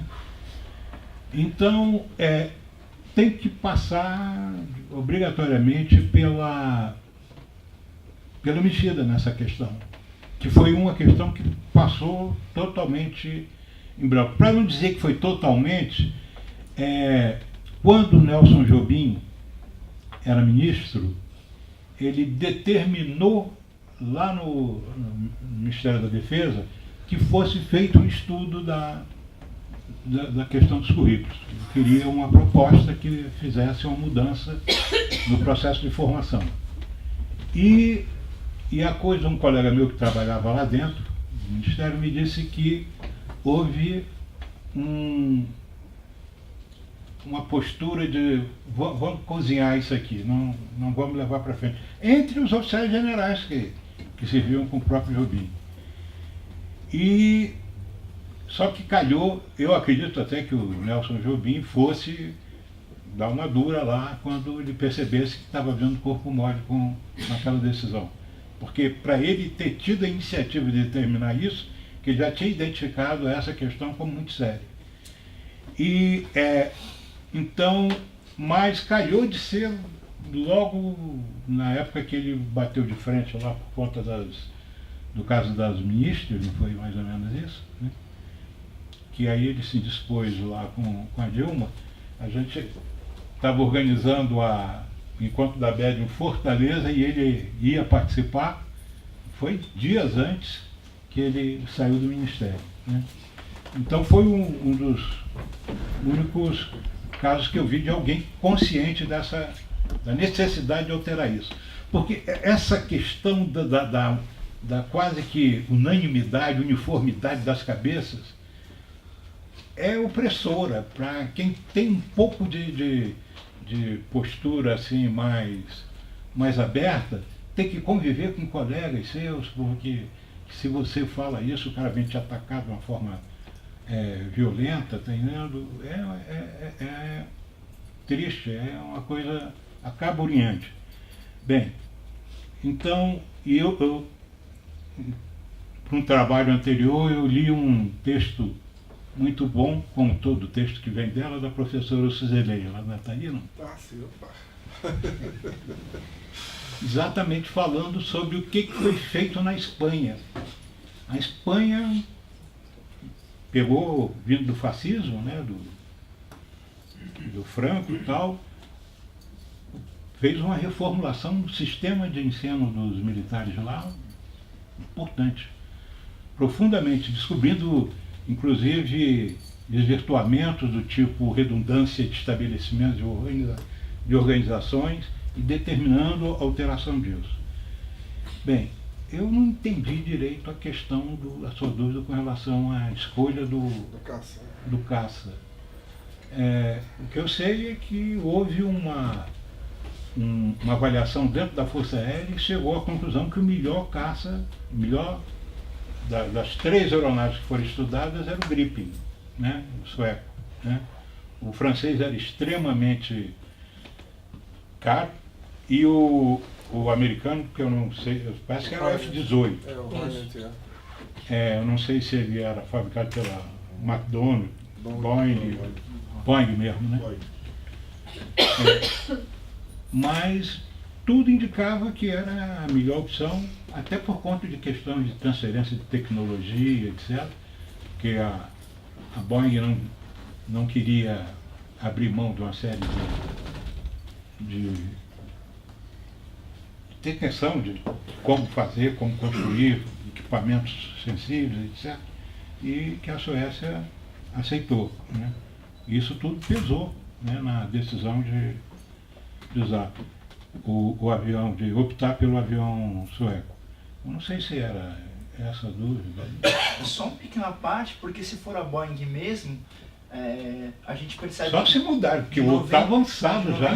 Do Fernando Henrique Cardoso para compra, para proposta de joint venture agora com a Embraer, essa questão, ela ficou lá maturada com a negociação dos caças no governo Lula, isso maturou e voltou a questão, e talvez aí seja uma relação boa entre política e militares, principalmente Forças Armadas. E questão não somente de transferência de tecnologia, mas Boeing, Estados Unidos, transferência de tecnologia e a fala que o Samuel colocou, né, do financiamento de golpes na América do Sul, na América Latina, por conta dessa transferência de tecnologia que está embutida. Eu vou fazer uma referência aqui ao velho Brizola. Né?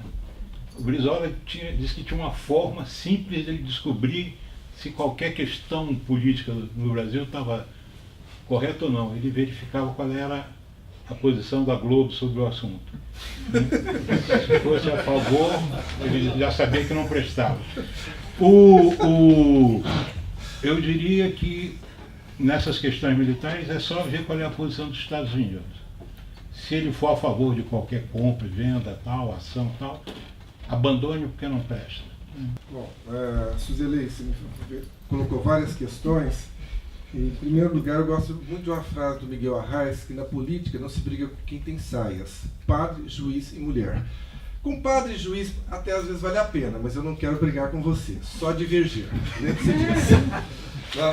Bom, feito isso, primeiro, com relação, às vezes na exposição, né, até se a gente fala consenso, ou certo consenso, então vamos relativizar isso. Mas quanto ao Etigói, participei de todas as ABEDs, na ABED, na Federal Fluminense, na UEL, isso eu vi de vários colegas. Inclusive há um colega do seu círculo íntimo que na época também defendia essa tese. Não quero citar nomes, atenção para a questão, mas eu estava presente e como, né, então não vou dizer que isso depois foi uma decepção ou não, enfim, mas a presença dele naquele momento levou pelo menos alguns colegas a falarem isso e ele era visto dessa forma. Isso não quer dizer que a história mostrou que ele era muito mais fiel a uma linhagem reacionária do que o que ele estava se apresentando. Mas, concretamente, isto aconteceu, né? Talvez não com a amplitude que eventualmente passei aqui. Segundo momento, quando eu falo do golpe civil-militar, há sim um certo consenso, não necessariamente que haja sua concordância. E por que isso? Basta lembrar o papel que os civis tiveram no processo, aliás, até antes, né? Basta lembrar o papel da UDN, que é muito pouco estudado, inclusive é um colega que defende a tese que a UDN tinha até um setor militar, como o próprio PCB tinha, que teve uma participação direta em todas as articulações golpistas entre 45 e 64. Basta lembrar que foi Áureo Mouro de Andrade que decretou a vacância da presidência da República com João Goulart, ainda no território nacional. Basta lembrar que Ulisses Guimarães, o senhor Diretas já, que se falou muito dele no ano passado, e eu vi todas as biografias, ninguém citou o fato que ele votou em Castelo Branco, como também Juscelino Kubitschek. Curiosamente, Mário Covas votou em Juarez Távora. Qual golpe não tem participação? Não. Os civis sempre construíram. Por favor, Suzelei. O problema é que eles têm que convencer os milicos a dar o golpe. Sim, Suzelei, é aquilo que eu falei no início da exposição. Os vários momentos que os militares se envolveram ou foram envolvidos. Em 64 não havia nem o consenso do golpe, e eu defendo hoje com muita clareza, e posso dar exemplos, de possibilidades concretas de resistência. O próprio Castelo Branco, quando Mourão Filho, numa atitude precipitada, disse que ia mover as tropas, ele disse: o senhor está colocando tudo a perder. Ligou para Carlos Lacerda e disse: governador, procure o exílio, está tudo perdido. A questão foi a seguinte: setores civis que aderiram e outros que deveriam defender. No caso, João Goulart, que foi a expectativa de muitos setores militares, não tomaram a posição que deveriam ter tomado. Aí é uma outra questão. Porém, é bom lembrar a adesão imediata de vários setores ao golpe, na expectativa que Castelo Branco iria convocar eleições em 65. Então eu citei 3. Vale fazer o registro de uma figura, Tancredo Neves. Ele se absteve. Tá? Então é bom lembrar isso, né? Houve uma tentativa de legitimar o golpe e apoiada por setores civis que até então estavam, como nós vimos hoje também com o novo golpe, né? Basta ver quem eram os líderes do governo e passaram depois a ser líderes ministros do outro governo, do atual governo. Bom, esse é um primeiro ponto, mas fica o debate. Com relação às greves policiais, enfim, você tem toda a razão. Tá? Elas são ilegais. Tá? Mas o que é legal hoje era ilegal ontem.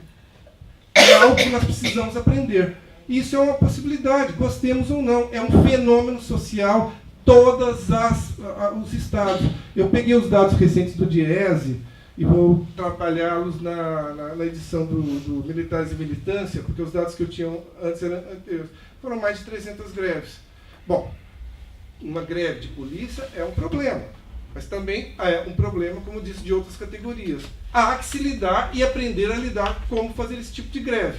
Porém, eu não sei dessas greves em si, que as armas vieram e falaram mais altos. Salvo um caso extremo que aconteceu, me parece, em Alagoas, em que houve, parece que alguns tiros ali, um confronto. Foi, acho que, o único caso. Os demais aconteceram, estão acontecendo e vão continuar. E, claro, com suas variadas consequências, muitas vezes muito mais pela ausência de um policiamento, e aí é uma questão de lidar, como você tem consequências de uma greve de médicos, se os médicos, como antigamente paravam tudo. Hoje já não param tudo, param alguns setores, não param outros. Isso é um aprendizado. Se nós queremos viver numa democracia e pensar isso, é pensar também que outros países fizeram isso.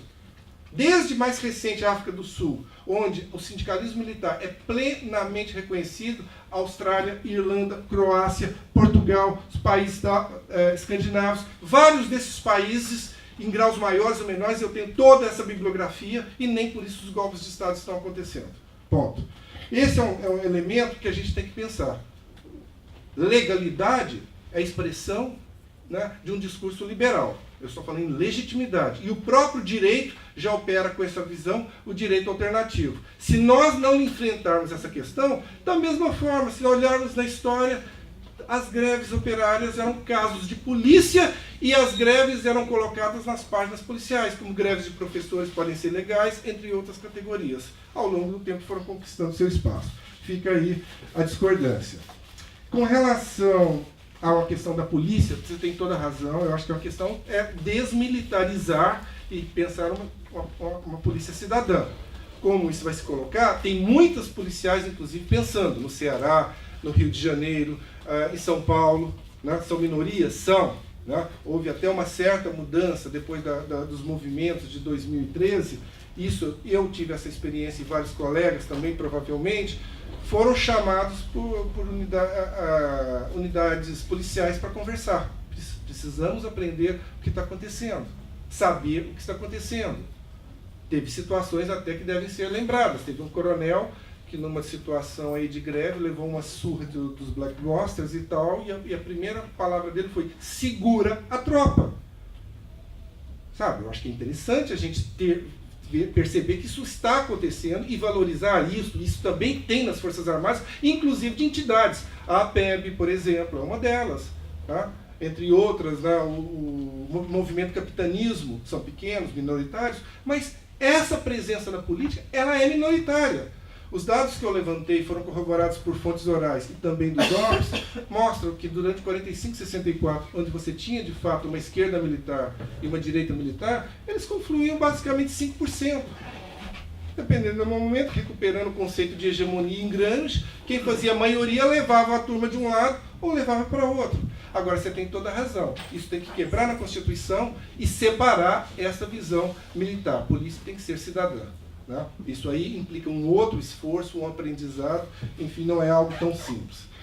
Quanto à questão do Superior Tribunal Militar, é interessante isso. Eu não quis voltar tanto no tempo, tá? Você tem toda a razão. Nós chegamos até uma discussão no grupo da Comissão Nacional de Verdade sobre a conveniência ou não da continuidade do Superior Tribunal Militar. Mas um dado objetivo tem que ser reformulado. O custo do Superior Tribunal Militar é praticamente o mesmo do Supremo Tribunal Federal.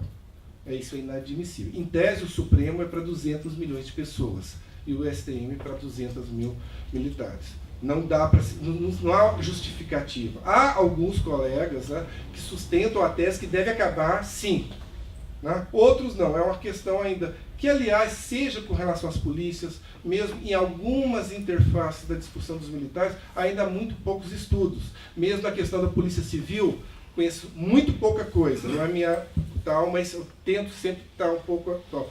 Polícia Militar, você já tem alguma coisa sendo estudada nessa perspectiva. Polícia Civil, sinceramente, Polícia Federal, acho que menos ainda, né, que também fizeram greves, é bom lembrar. Por fim, a questão da ESG, do Clube Militar, é bom lembrar, né, gente? A ESG, num determinado momento, ela abriu espaço, por exemplo, para muita gente falar. Teve um bafafá enorme. O João Pedro Stedley, por exemplo, fez uma palestra na ESG. O Clube Militar, que é um espaço de reacionarismo histórico, mas nem sempre foi assim, é bom lembrar. Em muitos momentos se discutia a eleição presidencial. Ali era uma das antessalas do debate, dentre as suas várias tendências. Hoje não digo isso. Mas em determinado momento, pós-ditadura militar, a ESG abriu um espaço para a sociedade civil com muitos, né, inclusive o STED. Aquilo lá foi um terremoto, o que eu acho positivo. Depois recuou. Enfim, como também o Museu da Polícia Militar, numa ocasião, fez um debate fantástico sobre Miguel Costa e depois recuaram. As instituições caminham também, muitas vezes, com esses limites, enfim, por vicissitudes, por influências políticas, porque eventualmente está à frente. E para concluir mesmo, né, é bom lembrar como essa questão, quando a gente fala dos militares, da classe política. Nos anos 50, os partidos dialogavam com os militares. Né? Você tinha os jornais, inclusive, área específica, coluna militar, observador militar. Né? Você tinha o PC, por exemplo, é algo a ser estudado, tinha mais de uma dezena de jornais dirigidos aos militares, específicos, inclusive, com nomes. Tá? E hoje em dia você percebe claramente o seguinte, eles não conversam. Então, claro, se um militar vai conversar, muitas vezes a tendência de uma maioria é responder corporativamente. Esse cara está falando por mim. O Bolsonaro tem muito apoio dos militares, não pelas suas propostas malucas, que essas aí nós temos que denunciar.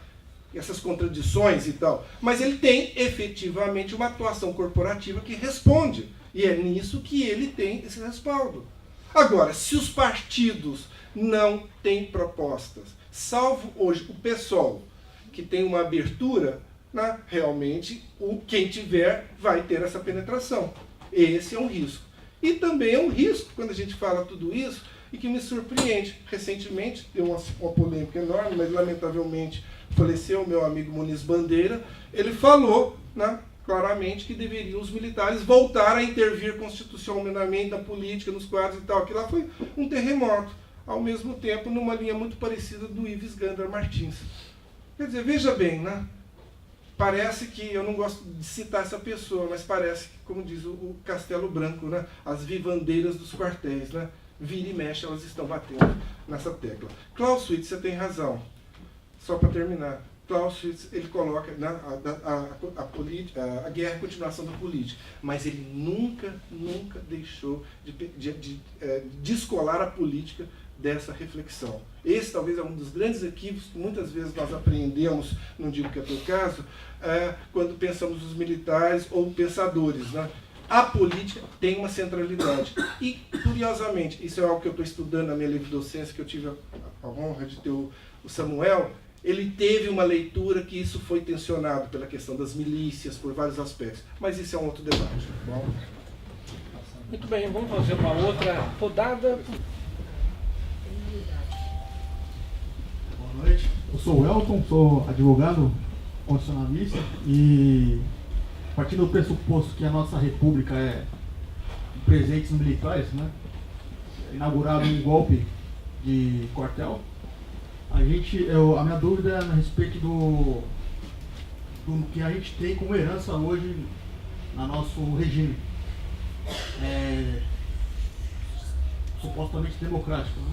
O fato de, nas eleições de 1982, haver o caso do Proconsult, justamente na eleição do Brizola para governador do Rio de Janeiro, ter tido uma empresa com colaboradores do regime civil-militar que tornava os votos nulos e brancos contabilizados para o Moreira Franco, do PDS da Arena, né?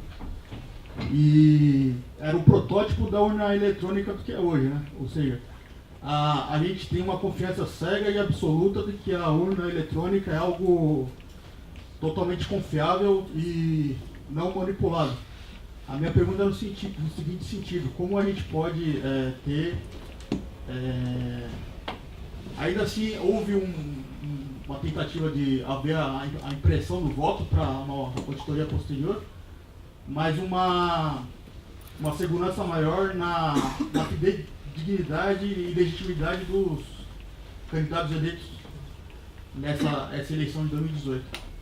E outra é uma pergunta, uma coisa histórica em relação ao bombardeamento que houve do avião do Costa e Silva no Ceará, entre Quixadá e Fortaleza. Castelo Branco. Castelo Branco, isso, desculpa, não Costa e Silva. Retificando o próprio Castelo Branco, que houve uma região ali da Força Aérea Brasileira, de que houve, e isso não ficou muito esclarecido. É uma curiosidade que eu tenho de como isso aconteceu e qual foram os procedimentos, se houve alguma investigação, se houve culpados, foi um erro ou foi acobertado. Obrigado, meu nome é Lúcio, sou professor. Estou muito emocionado com a passada do debate, vendo pessoas que conheço há muito tempo trazendo esclarecimentos, referências a uma situação tão difícil, né, como essa que todos vivemos. Algumas questões ficarão por um bom tempo aí. A primeira delas, que me parece, e eu gostaria de ouvi-los a respeito, é que talvez seja de 2014 para cá, primeira fase na história das Forças Armadas e que não há um segmento nacionalista, ou pela direita ou pela esquerda. Havia isso em 30, houve o tenentismo, né, a partir pelo menos da Coluna Prestes, houve no período 45-64, como já foi exaustivamente comentado por vocês, e houve também durante a ditadura militar. Havia setores nacionalistas pela direita, eventualmente até uma posição meio, digamos, contraditória, na medida que implicando atrito com os Estados Unidos, estou pensando no governo Geisel, inclusive a denúncia do acordo de ajuda militar que o Vargas teve de engolir em 1952, né? Para não ter que mandar tropas para a Coreia, né? Não implementou uma política de energia atômica, tudo aquilo lá. Então havia essa divisão que fazia das Forças Armadas, digamos, nós vamos falar da moda, um protagonismo que hoje tem um judiciário. Em 45, 64 havia juristas fazendo política, né? Até eleitos, a banda de música, o DN e tudo. Mas agora o judiciário, como, digamos, uma corporação, acaba quase que substituindo o exército, né?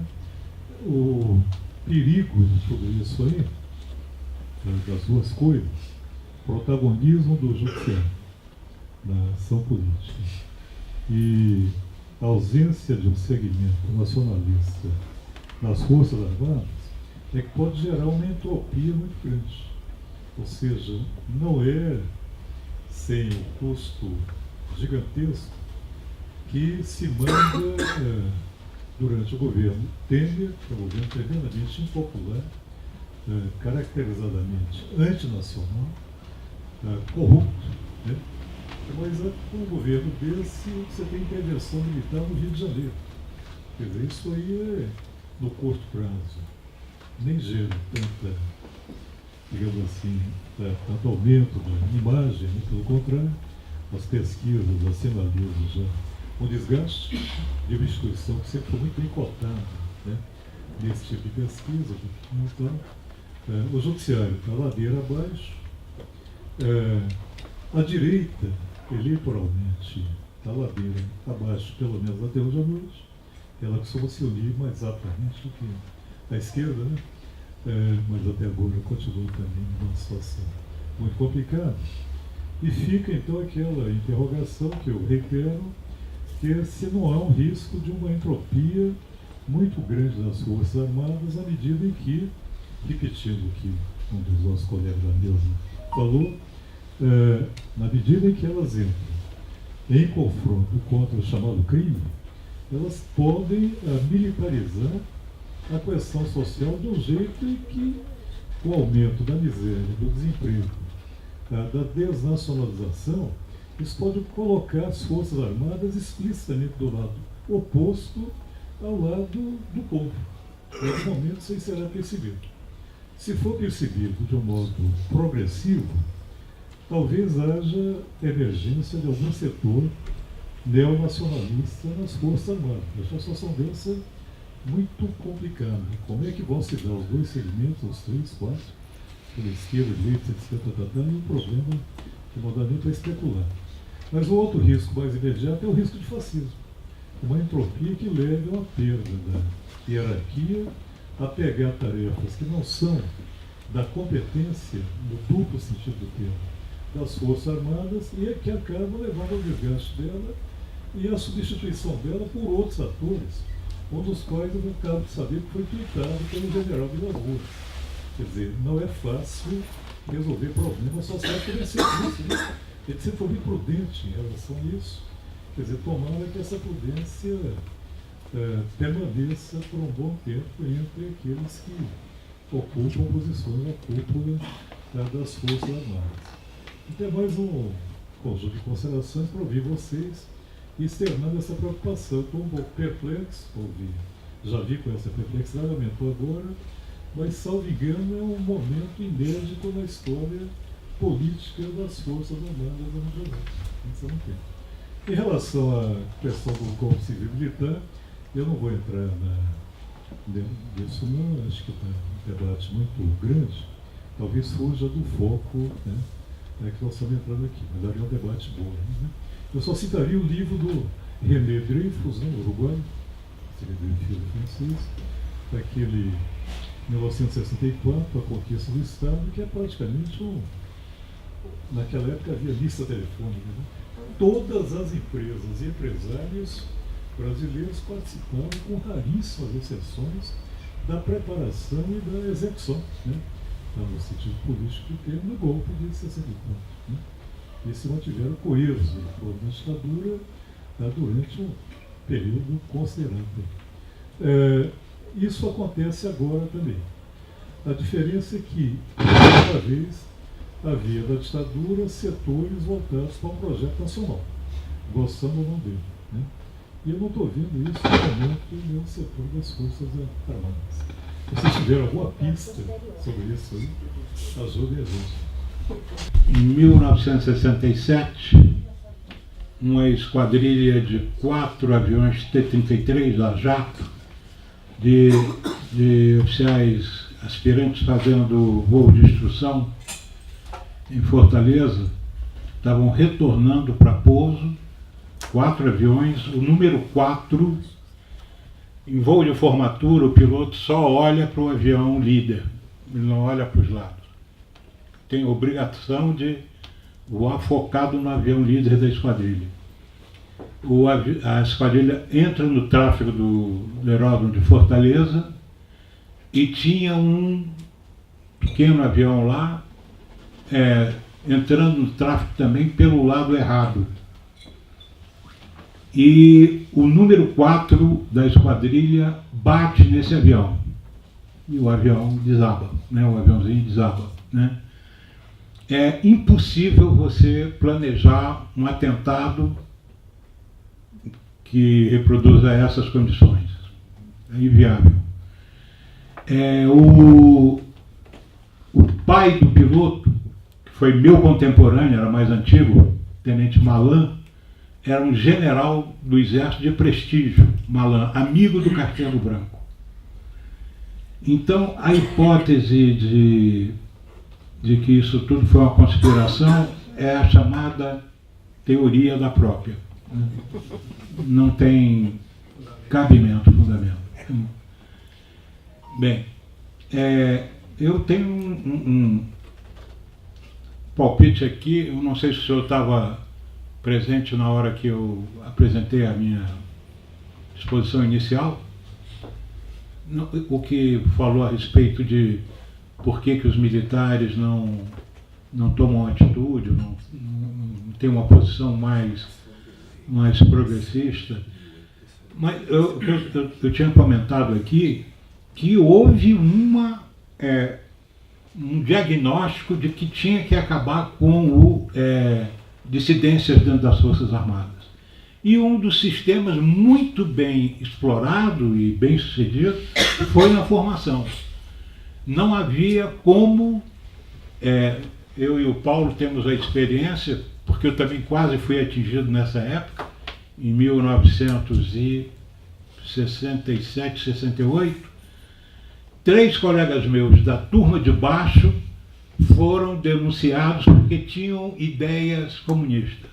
O que eles tinham feito dentro do corpo de cadetes era criado uma biblioteca aberta para os colegas lá, quem quisesse ler o livro, porque eles tinham chegado à conclusão que a biblioteca da escola era muito retrógrada. Aí criaram livros que eles compravam no comércio e botavam aberto para quem quisesse. E alguns que eram frequentes em consultar os livros foram denunciados como gente que gostava muito de ler. E isso já era dado de... E foram expulsos da escola. Né? Inclusive só conseguiram anistia recentemente, né, Paulo? Aí foram anistiados, foram expulsos como cadetes.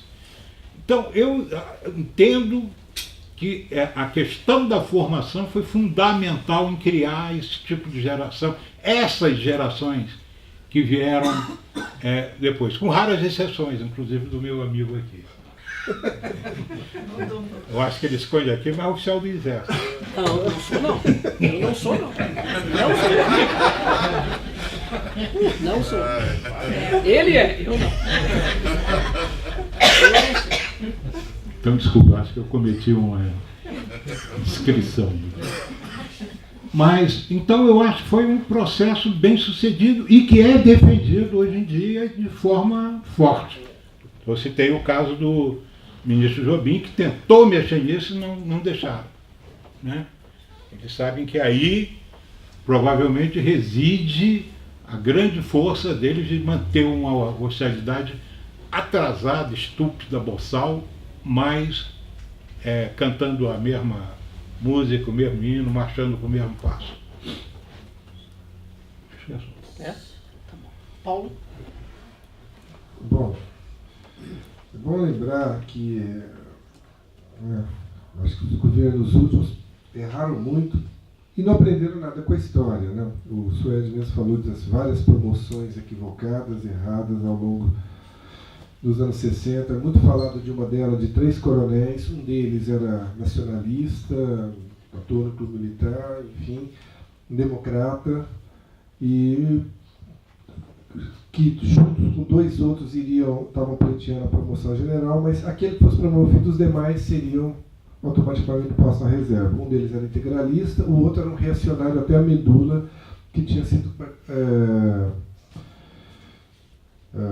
anistiado anteriormente. No final da história, João Goulart promoveu justamente o pior dos 3. E como e tal, foram vários momentos que militares, né, nesse sentido de concessão. Né? Gosto muito de lembrar de uma pessoa maravilhosa que eu tive o prazer de conhecer e entrevistar, mas também ter um certo relacionamento, que foi Apolônio de Carvalho. Num determinado momento, houve até um movimento para promovê-lo a general, né? O que poderia ser feito pelo presidente da República. E ele estava dando uma banana para isso, mas era um reconhecimento de alguém que tinha condecorações que nenhum militar brasileiro tinha, além da sua trajetória, que muito dignifica, e cujo livro tem uma passagem ao final que eu acho que vale a pena lembrar. Ele diz que, felizmente, a vida não me faltou. E o título do livro é Vale a Pena Sonhar. Mas o não o promoveu.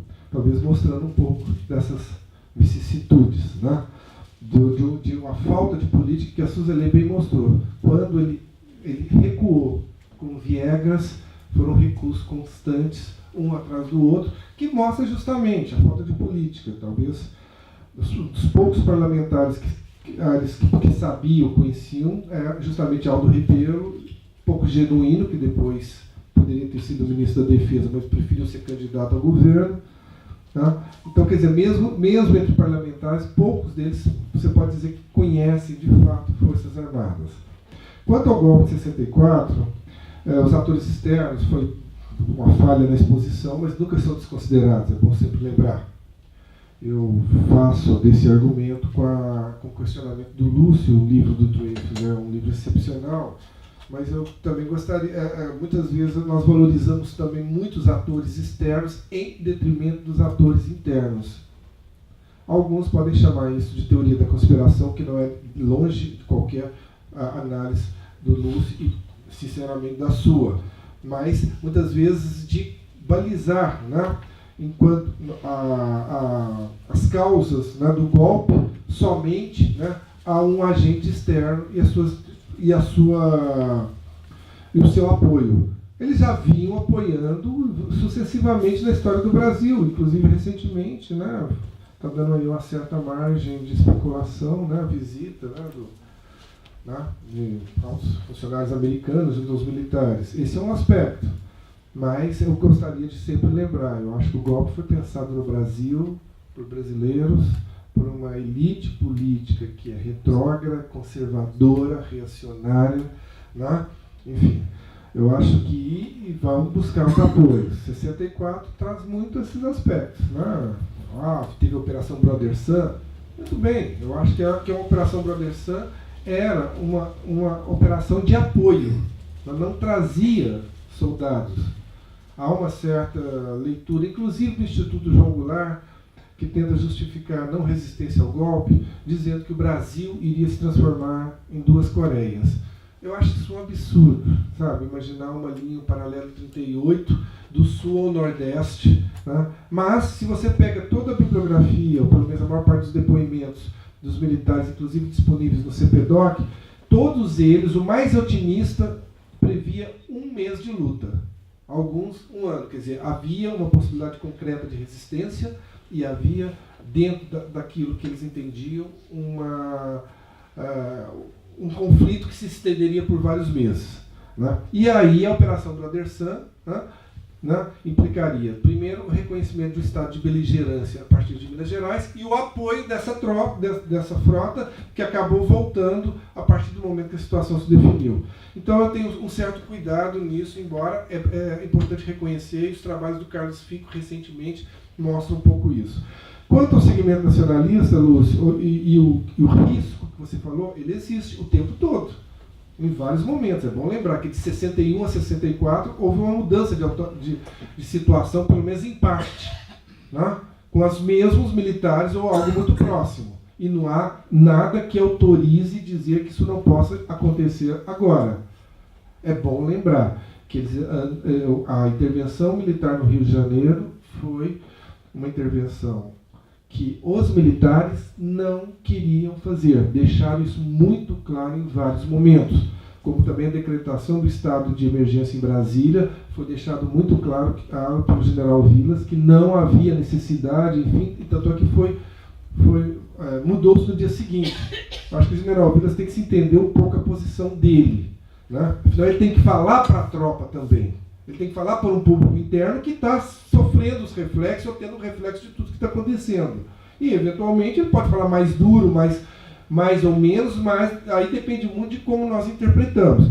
Porém, eu acho que há sim um segmento nacionalista, tá, que não está se expressando ou então não tem mecanismo de se expressar. Como ele opera, talvez é o grande desafio que eu acho, que eu defendo inclusive no artigo, que nós temos que buscar. Muito melhor que eles venham a público, para o debate público, sendo contestados, e é o que eu chamei a atenção, inclusive da fragilidade da arguição dos debatedores, né,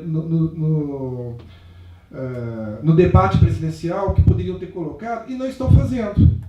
Então eu acho que nós temos que avançar muito mais. Agora, eu acho que não há ainda um mecanismo claro deles se expressarem, e particularmente de uma geração que literalmente os seus generais estavam nascendo em 1960. Não querem saber, não querem, evidentemente, já pagam um ônus muito grande. Agora, isso não significa que, dependendo da situação, o quadro que você bem colocou venha se viabilizar e eles passem a ser não só coadjuvantes, mas talvez protagonistas. Muito bem. Como nós já temos 2 horas de debate, eu acho que é um tempo bastante razoável, né, para a nossa conversa. Agradeço enormemente a todos que participaram, com a sua presença, com os seus questionamentos, com as suas questões. Agradecemos ao CEDEM por ter acolhido esse debate. Esse debate, eu entendo, ele precisa ter continuidade. Essa é uma questão que é tão ampla e tão complexa que nós não teríamos condições efetivamente aqui, não por falta de capacidade dos expositores, mas estamos longe de esgotar. E eu espero que esse seja um dos debates que nós possamos realizar ao longo do tempo, né? Independentemente do momento eleitoral, da situação que passamos nesse país, que é absolutamente terrível, mas que possamos, então, temos condições de avançar nessas tantas questões. Como aqui nós estamos num ambiente que é possível, sim, discutir e divergir, né? Nós temos uma série de questões e é muito bom que nós não tenhamos exatamente a mesma perspectiva. Eu entendo que isso apenas valoriza o nosso debate. Então, muitíssimo obrigado ao Suede, ao Paulo, foram exposições muito, muito bem apuradas, refinadas. Então, o nosso agradecimento e os cumprimentos a ambos. Uma boa noite a vocês.